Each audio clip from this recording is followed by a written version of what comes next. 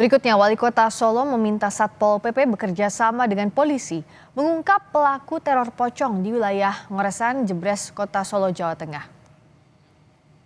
Aksi teror pocong terlihat melalui rekaman kamera CCTV. Rekaman tersebut memperlihatkan sebuah sepeda motor yang ditumpangi 3 orang. Salah satu penumpang mengenakan kostum mirip pocong. Wali Kota Solo, Respati Ardi, sudah melihat rekaman video tersebut. Wali Kota meminta Satpol PP bekerja sama dengan polisi untuk mengungkap orang yang tampak pada video tersebut. Namun, belum dapat dipastikan apakah ada dugaan tindak pidana atau sekadar kebutuhan konten media sosial.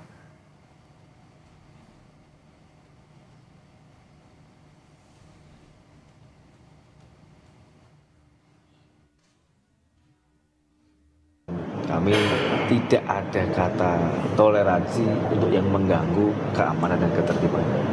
Satpol PP bergerak cepat bersama rekan-rekan dari kepolisian untuk benar-benar menjaga kondusivitas dari warga. Kalau teror udah mengganggu ketertiban, ada unsur pidana, ya kita pidanakan. Kita nggak ada main-main sama pocong, kuntilanak, sumber bolong atau apapun lah.